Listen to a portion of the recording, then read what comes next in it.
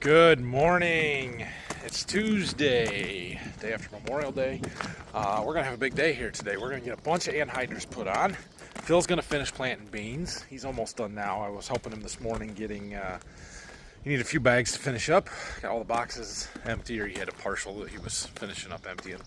And so we threw in all the half-empty plot bags and just random stuff that we've got. We're going to get that fun mix of stuff for the end there. Brock's running me some anhydrous tanks. Dad already got one and dropped it up at the next field. I'm waiting for Brock to get back with a full one here so we can finish the field we were at, and then we're going to head up to the irrigated field. So get our oil checked and make sure we're all ready to go for today.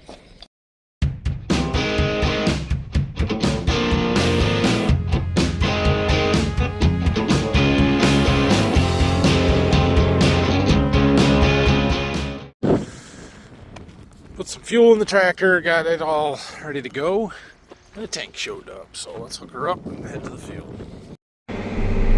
Back out here running, so we had just like a round and a half to finish up in this field. Not very much. We'll get this done and then we're gonna head up north. Got that one done. Now I was clear back by the road over there and could have gone out down the road and around and stuff. But we're going to minimize our paved road travel as much as possible. I can't eliminate it, but especially on this brand new track that we've got here while we're still wearing it in and breaking it in. I want to stay off the paved road. So we've got to go about half a mile, a little more than a half a mile down the road, the paved road here to get to a dirt road. And then we can take dirt roads the rest of the way to the field that we're going, except for the last half mile. So we're going to go head on up there. This is our irrigated field that we were going to. There's 175 acres there. I believe we will get it done today. We'll see how it goes. But yeah, we should. I've got a baseball game tonight that I'm hoping to go to. It kind of depends. If things are going well before that, I'll probably go and then maybe come back after that and keep working. But if we can get this 175 done and then keep moving, there's another 74, 6, something, kind of up in the same area that we'll hit on the way back. All right, well, here we are. We do have a little spot in this corner that we lost when we had the rain right after we planted, and it appears a big section here that didn't get planted. What the heck happened there? Might have to go get my one-row push planter and fix that. Anyway, for the most part, corn out here looks really good. We'll see as we march across it what everything looks like. We've got a couple more full tanks there. Our rain machine's sitting over there. I told Brock while he's waiting for me to get some empties around, he can start working on that. We got a couple more gearboxes to change oil in, a little bit of greasing to do, some filters to change. So he's going to work on that. And then once we get this tank empty, he's going to keep hauling for us. So, all right, looks like we got this all loaded up. We did not put chicken litter on here last year, so we're going to leave our multiplier at 100% and not going to reduce it. Our range is anywhere from 150 in the red to 210 pounds of N on the green areas. We put somewhere around 25 to 30 pounds of N on with the planter. So total for this, then we're looking at 175 to 240. Now, if we want to raise 300 bushel corn, we're going to need more nitrogen than that. But you got to remember, we're going to put some on through the rain machine, probably in the ballpark of 50, 60 pounds of N through that. So that's where the balance will come from later in the season. So let's go. I got the end rows done on the front side of the field. Now I have a little dilemma here. So you remember when we planted this, I planted this first pass all the way along the field, and then we got one that goes perpendicular to the rows here. Now I could just go straight through that, and I probably will leave the bar in straight through that. Question is, do I side dress it with those rows in addition to that? Or do I just go across the rows and call it good enough? I don't know what the right answer is there. Probably. See, if I go with the rows and go across, and then I leave the bar in when we're going this way and I cross it, it's going to shut on and off every time, and it may make some gaps on each end, on each side. And if I do that, it's going to be worse than the gaps from just crossing it, because the anhydrous is going to spread, right? We're putting in the middle of a 30-inch row, so at most that corn is 15 inches away from it, which would be the same even if it's going across the row. So I don't know. I think we're just going to cross it. That's probably the wrong answer, but I think that's what we're going to do. Well, our tank's about empty here, so we're watching it real close. Interesting, there's some differences in this field that we haven't had yet very often, or really ever. I shouldn't say ever, very often, but we're corn on corn here, and so we've got a lot of cornstalk residue in the middle of the rows because our row cleaners on our planter did a phenomenal job of pushing that stuff out of the rows where we planted the seed. But now we've got to side dress through that, and so I don't know, can you see that real well? How it's kind of pushing in front of those. Well, sometimes it does, sometimes it doesn't, but the blades are cutting it, but sometimes it pushes a little bit like that one's doing, and then it clears. And we kind of throw a little bit of stuff on some of the corn a little bit, and I don't like that, but I think it'll be okay. And then that end of the field that we just came from is relatively heavy clay. And then we get over here and it's sandy ground, and it really pushes and throws the dirt, and we kind of need to slow down a little bit to not bury our corn. It's just softer, and John Deere actually makes skis instead of gauge wheels that they put on these bars for certain soil conditions. This would be one of those soil conditions, but we don't have enough of it to run that on all of our acres, and so we run the gauge wheels. But just interesting, it's working a little different than it does in some of the other ground. Just switched tanks. Rock's hooking onto our empty there. I should have done this on this first tank, but I didn't.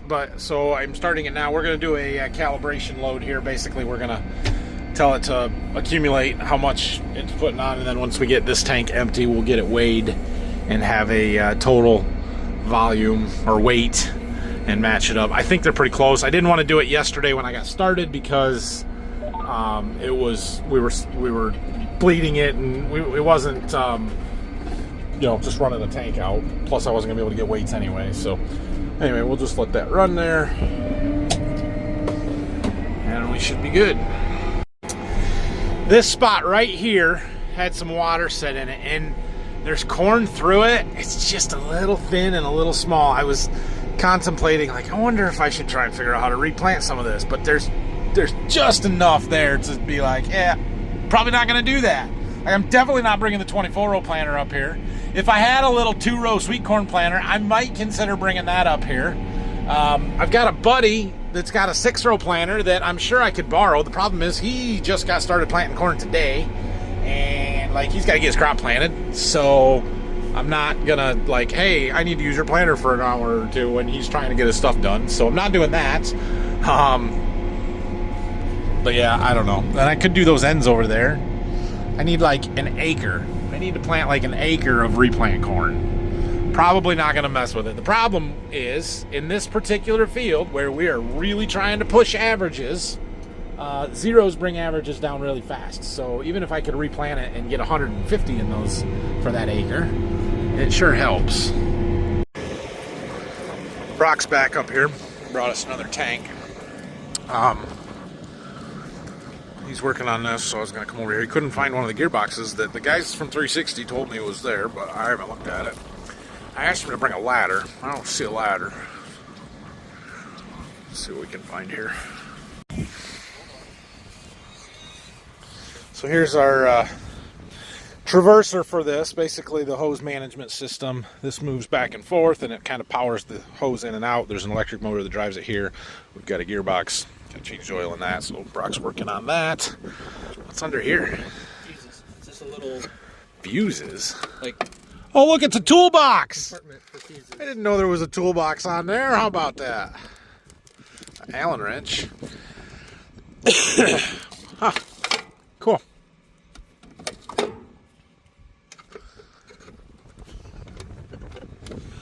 All right. There's a bunch of grease zerks on these bearings. And these bearings, and this bearing, and this bearing, and those bearings, and all over. So, I don't know. You might need to take that side off too. See what we got in here. see any grease zerks on that stuff. Maybe down there's some. Yep. So, we're going to get this all fixed up. There is a gearbox up there. I'll show you that in just a second. Big chain on this side. Look at all the filings on that magnet. What did those come from? That's seems concerning to me. 360 guys, is that concerning? I mean, that's clearly a speed sensor, but where's all the magnet filings come from? Are they coming off of these sprockets? Chain? Something.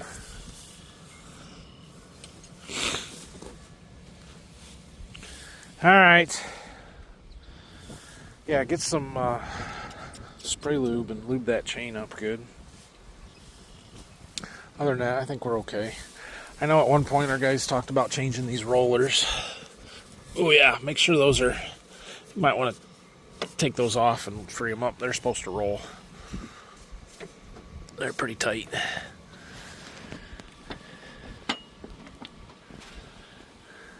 Okay.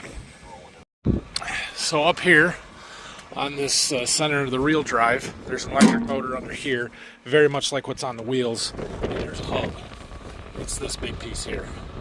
And so there's oil in there, gearbox, just like on the tires. And so you're going to have to kind of crawl through there to change that. It's going to be a real fun project for Brock. But he'll figure it out, won't you, Brock? Sure. Do you know what you have to do after you're done with this and hauling anhydrous tanks? Oh, it'll probably be time for me to go home, but what? I've got a field cultivator that needs cleaned up to be put away. And a disc now. We're done with both of those tillage pieces, so yeah. All right. Also got a oil filter up there, hydraulic oil filter to change. And then we can put the covers back on the engine.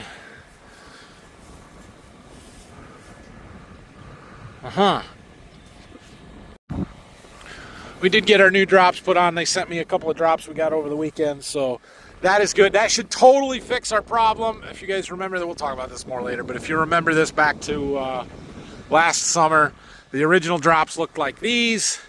We kept breaking this fitting here because these were getting caught up, and then what would happen is they would hang back once the corn got tall, and they would get stuck on top of that tire. The tire would break the Ys off. It would pull these apart. I had one of them pull apart this hose fitting, and so in order to solve that, they put these extension brackets on to push them forward farther. So now, no matter how hard it tries, that can't reach that tire. Where when they were hanging off of this bar before, that would sit right up on top of here, and they would get caught. So fixed that problem. Shouldn't have any issues with it. We'll figure out what we do have issues with this year. I'm sure there'll be something, but we're in good shape. We've made it to our riser pass here, and of course it's not right in the middle, but I'm gonna run a track into it if I go straight. Look how close that row got. Oh my goodness. I knew it was close when we were doing it. I was watching it real close, but it's a little closer than I would like. And we just switched tanks. So now we need to go back into our monitor here and tell it to stop accumulating. So 6,020 pounds of NH3 is what it says we used. Brock's gonna take that tank back right now. Once he gets a tear weight on it, then we can see how close we are. Got the end rows clear in the back of this field. So you guys know the shape of this field, right? I've shown it a lot, but here, let's show it again. This is our field. We started up there along that. This little spot right here is those trees, the woods. The angle back here is the river. We've got the house lots and then the road, and then this corner there's a ditch that cuts it off, and we got a little field on the corner there. So we're just into these really long rows here now. I did the ends along the river, at least up to where that little jog is, because there's a tree there. So we're into some longer rows now, and yeah, everything seems to be working pretty good. Let's talk a little bit about what it is that we're doing and why we're doing it. What exactly does it mean when I say that we are side dressing anhydrous? Well, side dressing or anhydrous applicator, all those things are just the way that I've always talked and quick ways to say stuff.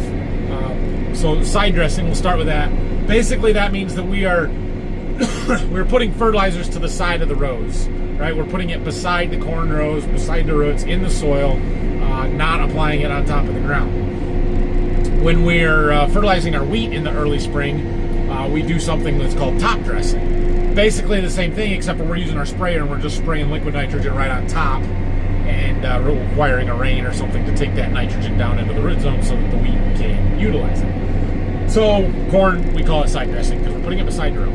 Anyway, so that one's easy. Anhydrous. What do I mean by anhydrous? Well, what I really mean to say is anhydrous ammonia.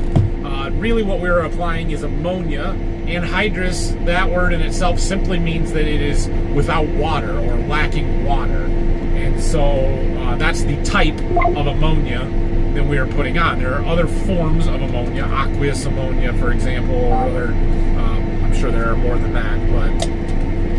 But what we use as a starter fertilizer for our corn, or not as a starter, as a nitrogen fertilizer for our corn crop is anhydrous ammonia. And so the chemical analysis on anhydrous is NH3, and it is a gas, but becomes a liquid under pressure, behaves very much the same as propane does, except it is non-flammable.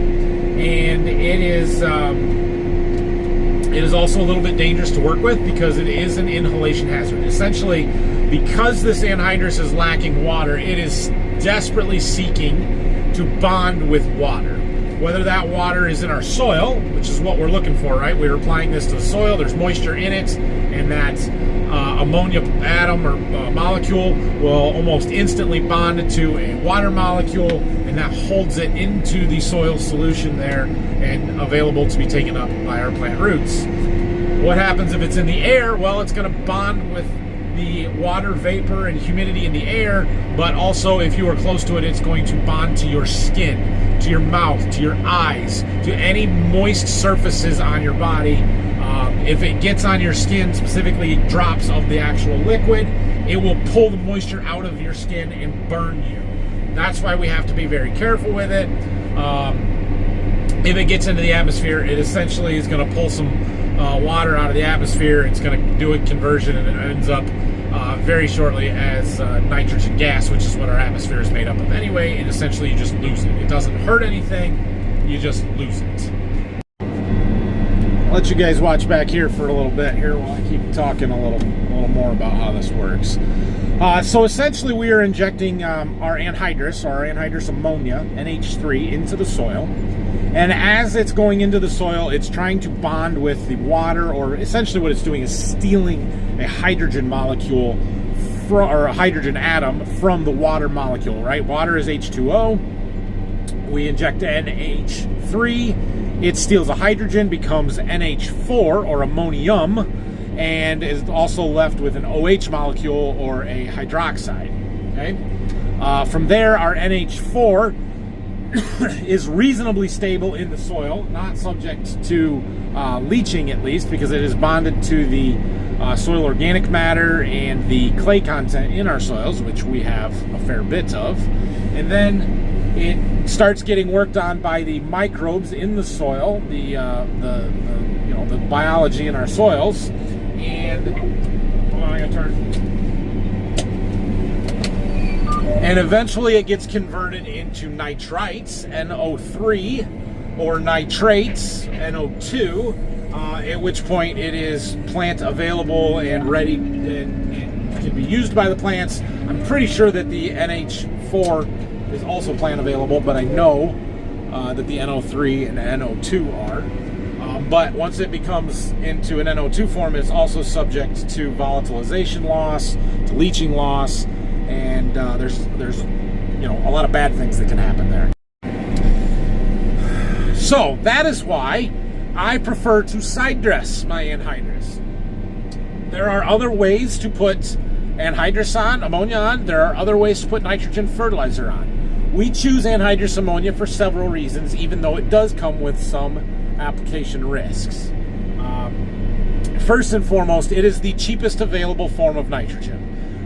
Per unit of nitrogen, right? So we need to apply so many pounds of nitrogen to our soil, whether it's in the anhydrous form, ammonia form, the liquid form of 28% for us, or urea or ammonium sulfate, whatever it could be in a dry form, or any other ways to get nitrogen. We have to have so many pounds out here to raise a good corn crop. And that varies depending on how good of a corn crop you want to raise.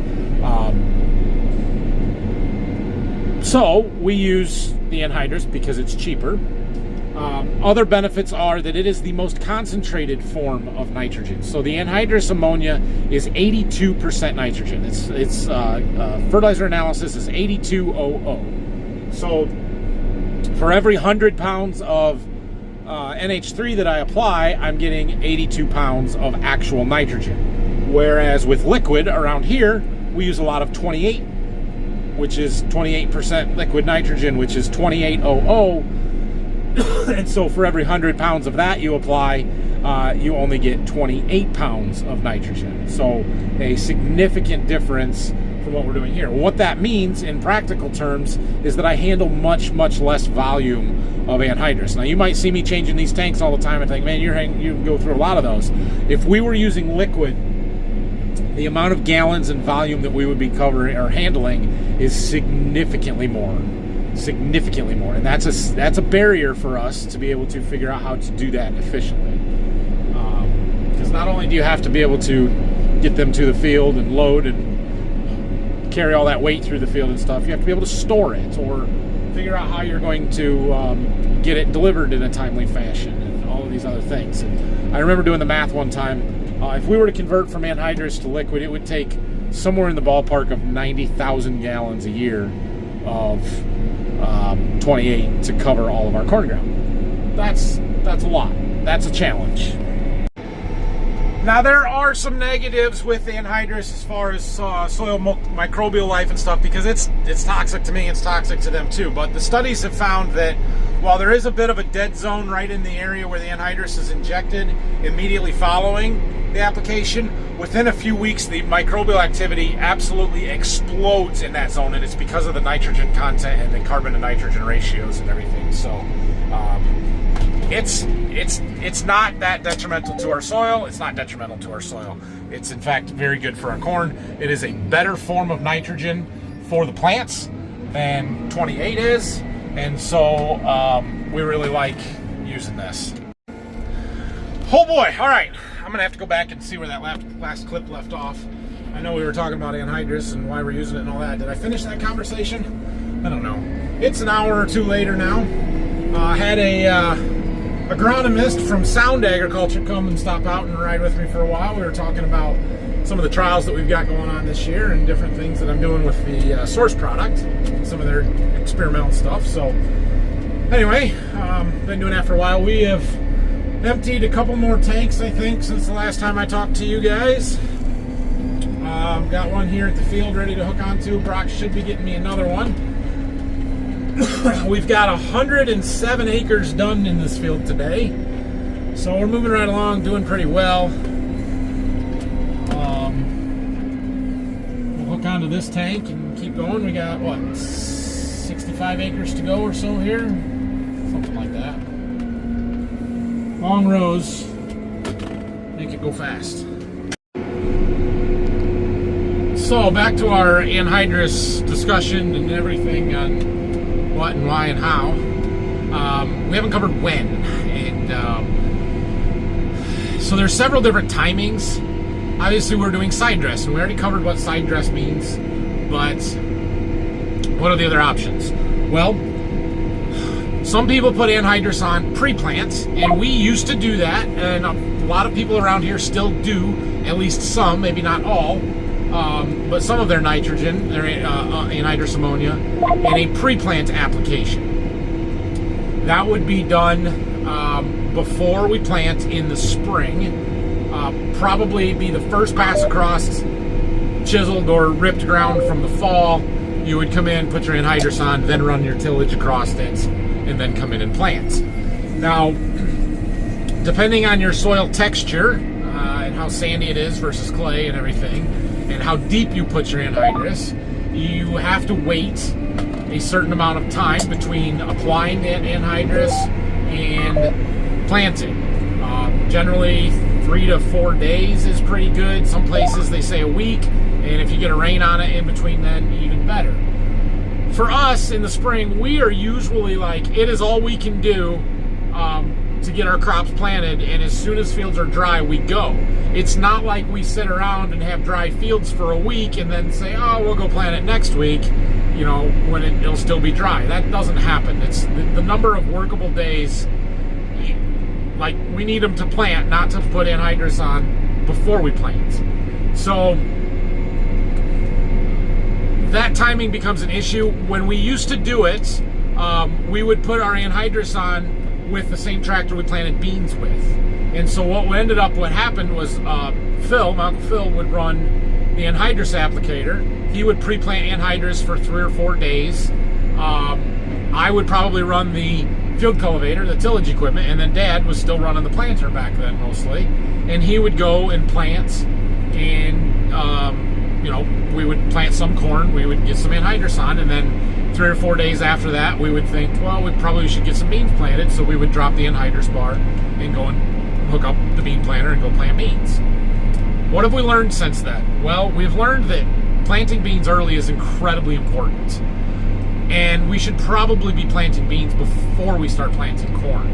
And so the idea that we're going to park our bean planter and put anhydrous on pre-plant it's a non-starter for me. I can't do that. Like, I would rather park the corn planter and plant beans than park the bean planter. So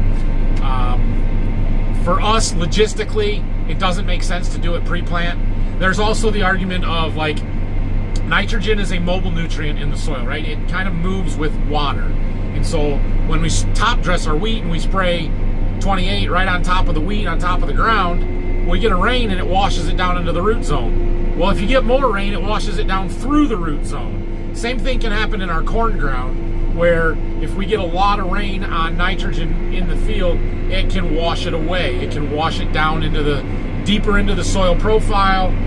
We can have what's called denitrification, where the microbes essentially break it down so far it converts back to N2 gas and becomes part of the atmosphere.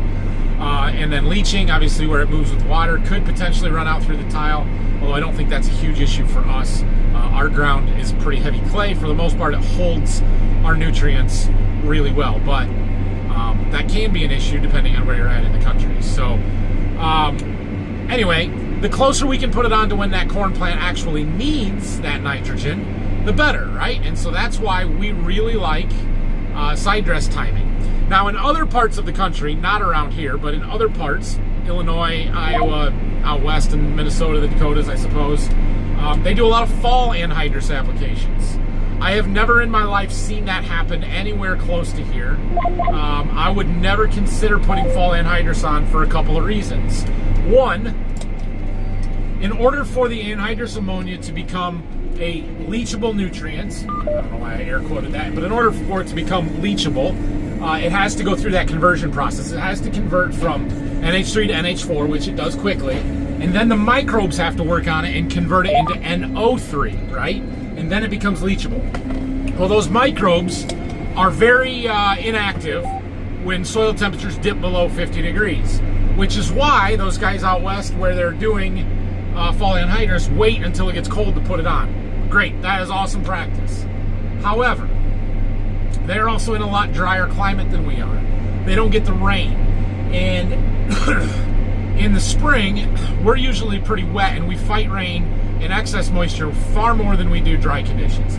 Like the guys in Nebraska right now that are in a drought, they haven't lost any nitrogen, they haven't any rain. So even now that it's warm and the microbes are converting that over to nitrates and nitrites, and it's subject to loss, they don't have the moisture to do it. We have had over 4 inches of rain just in the month of May, we had to have at least 4 inches of rain, or darn close to it, in the month of April, after it started to warm up, and we've had soil temperatures in the 50s and 60s, and our nitrogen would be subject to loss. We would lose a significant amount of that nitrogen if we applied it in the fall. Same reason that we don't really figure in any of the nitrogen that's in any of the fertilizer we apply in the fall. Like, we put a little bit of MAP on this field. That MAP had, it's 1152O. It had 11% nitrogen in it. Not part of my nitrogen calculation at all, because I just assume at this point it's gone. Now, the nitrogen in the chicken litter is a little bit different, because half of that nitrogen is ammonium form. It's gone. We don't count on that at all. The other half is organic and it needs to mineralize and break down. That's the part that sticks around, and is the part that allows me to drop the amount of nitrogen that I'm putting out now.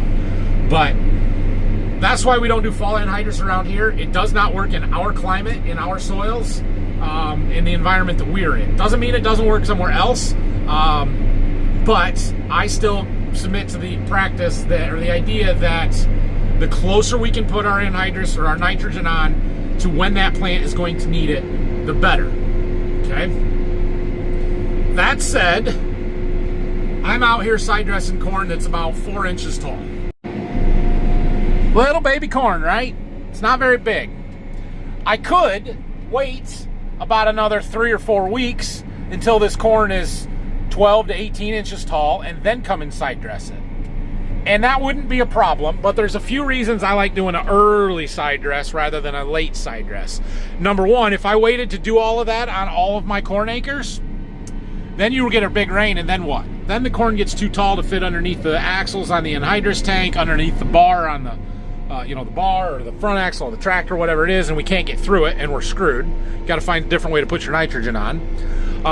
Or do I have enough nitrogen on from my planter to get my corn to a, say, V10, V8 stage, growth stage, without any additional nitrogen? Maybe, but probably not quite enough. Now that could be adjusted and modified somehow, but would take more liquid on the planter, which is already a problem for me. And then there's, I'm turning around on these end rows and running over a significant amount of corn there. I do pretty good in the field of staying off the rows, not running over any corn. But it does happen where we run over corn on the ends. But what do we know about corn at the V3 to V4 growth stage? The growing point is still below the soil surface. I could cut these plants off with the scissors and they would grow back. Wouldn't be good for them, but you could do it. Any of this corn that I am running over right now can and probably will grow back. Now, I'm not saying I'm not damaging it and it's going to be a perfect ear and everything like that, but the plants will survive for the most part, and they will produce an ear, and we gain some of that back. Corn that is at the V8, V10 growth stage, that's a foot to 18 inches tall, when you run that over, you snap off the stalks and they are dead. It's gone. And so, is it the end of the world? No, it's not. But if I can get in here early, get this corn side dressed, like I said, our ground tends to be pretty heavy, although this is our lightest field. It holds the nitrogen just fine. There's a typical rule of thumb is that your soil can hold about 10 times its CEC, or cation exchange capacity, in pounds of nitrogen. So where we have a CECs, a lot of 15 to 20s, some 22s, we can store 150 to 200, 220 pounds of nitrogen in those soils. If you have a CEC of 5, 7, then you can't come out here and put 150 pounds of nitrogen on in one shot, because it's all going to leave your soil quickly. Your soil cannot maintain that nitrogen capacity and can't hold it in the soil in the root zone for your plants to use. We're pretty fortunate that that's not our situation here, and we can apply the bulk of our nitrogen in one pass. So, does anybody else have any questions on that? I'm sure there'll be something more. Feel free to leave them in the comments. Hit me up in a live stream sometime. Whatever you need to do, I'll do my best. I am not a chemistry professor. I am not a soil scientist. But this has been your chemistry from the cab lesson for the day, and I'll play the role of teacher a little bit. I'm not qualified, but I do know enough to make some stuff up and make you guys believe what I'm saying. Most of what I've said is true. If I said something wrong, call me out on it. Okay, we're cruising. We're out of anhydrous, so we got to switch tanks. We're up to 163.5 acres in this field, so about 10 to go. And we should get it done, but it is 4:45. My boys have a ball game at 5:30 that I want to be at, so we got to hurry up. Well, we've made it. Last pass up the field, I think I got a half a pass or something where I ran out on this one going up before we switched this last tank. Brock's up at the end of the field there. I'm going to have him just run me home. It's 5 after 5 already. I've got 25 minutes to get to my kids' ball game, and it's probably 20 minutes from here. So when we get up there, I'll just have him run me back to my pickup. We'll leave the tractor here. We'll come back and get it afterwards. Got another 75 acres. I think we can get it done tonight. Take me 3 or 4 hours. Not even 4, 3 hours. No big deal. Be a little bit of a late night, but I'll still have made it to my kids' ball game, and we didn't get started that early this morning, and then that's going to end up being a 250 acre day, and well, that's a pretty good day. So yeah, this corn all looks really good up here. I think it greened up today while we were here. I mean, it's growing, it's looking good. Stand is excellent. Just looking across it, like, it's all there. We planted this pretty thick, and I'm really, really happy with it. So Brock got our rain machine all serviced and ready to go. We need to walk it out into its home point, let it drive out there at some point. I'm hoping, no, I'm not hoping, but if we get some rain tomorrow, tonight, I'm thinking that's a good rainy day project or thing to do before we can get back in the fields to keep side dressing. So I'm gonna hopefully get it out here and get it all in place, get it hooked back up to the pipe, and we might even run a little water through just to pressurize and make sure everything is good before we're ready to push the go button. So if we do need any if we need any parts or need anything fixed, we can get them. What a deal. This is good. We are flying across here. Yeah, all looks good. I'm really happy with this. There was that one really small spot over by the woods, and then that corner that we're not going to get much there. Everything else is good. There wasn't, I mean, even the big low spot in the center of the field that we put some tile through a few years ago, but we never even used to be able to farm it, has corn all the way through it, and it looks great. So we're in good shape here. We're in really good shape. Let's finish it. Let's keep it going and keep feeding it and watering it and not let it get dry. That's the thing with this rain machine, right? Like, we can put water on, but we can't do it fast, and we can't do a lot. And so we can't fall behind. That's the key, is we got to get to it before it starts getting questionable and dry. So we'll get through this next rain event, and as soon as it's dry enough after that, time to go. And we can start spoon feeding a little bit of sulfur and other nutrients out here. We should probably get some tissue tests taken at some point here in the near future, see what we need. I've got some of my season pass, my in-furrow starter left, and while that's not the most economical fertilizer, it's what I have on hand, and it's got sulfur, and it's got some potassium, and it's got some phosphorus in it, and it's a good fertilizer if those are things that we need to get into our plants. Got it done. 174.52 it says we did in this field. 184.36 average pounds of nitrogen. Yeah, that's good. I think we are on tank number 7 for the day. So, and I've got Brock. He's got one more full one. He's got this empty one he's gonna take back after he takes me back to the farm. So we'll have 2 full plus this one that's a little over half. That should be close to what I need for this next field. Thought we'd have a little more left in here, but that field's got chicken litter, so it's going to get the lower rate anyway, so those tanks go a little farther. We'll be close. I'll see you guys after baseball. Be right back.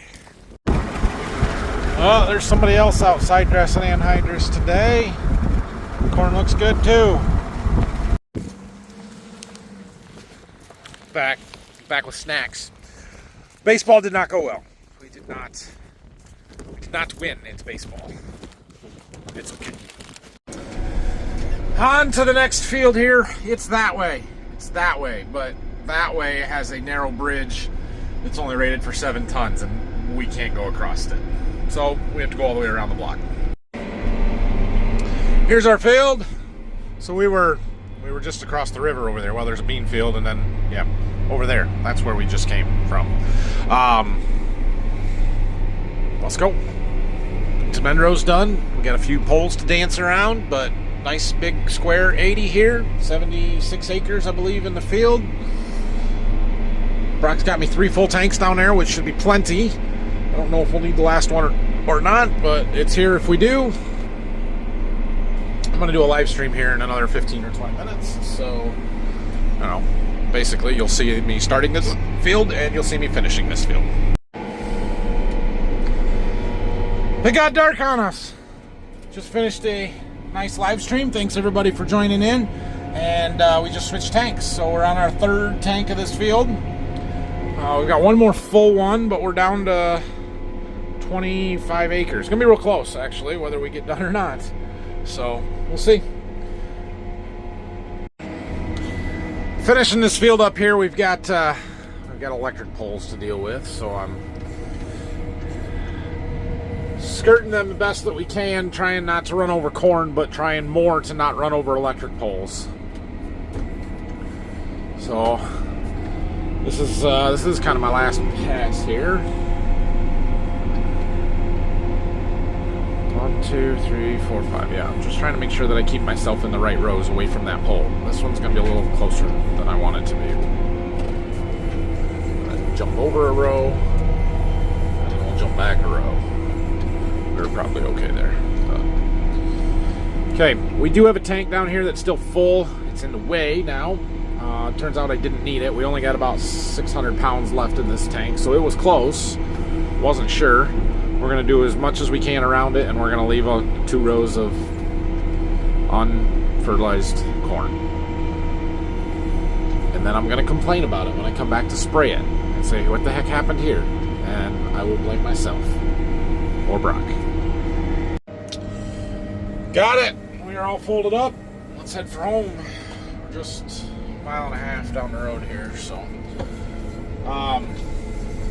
yeah, that's a big day. 77 acres we did in that field. I had to go over some of it twice because I didn't realize the tank was empty, and it was empty, and then I had to go back over it. It's okay. Anyway, 77 plus 175 plus 5. That's what we did today. It was a lot. 255 acres. That's what we accomplished today. Side dressing corn. That's pretty good. So we've got a really good start on it after doing about 100 acres yesterday. Not quite 100. So, yeah. We're in good shape. We'll see what tomorrow brings with rain and weather and everything. And if we can keep going, we will keep going. And if not, then we'll find something else to do. So thanks for watching this one. If you have any questions or comments or corrections for me from our discussion today, be sure and leave those in the comments down below and tell me what I'm doing wrong. I love it when you guys do that. No, it's fine. But I'm going home. Have a great night. We'll see you in the morning.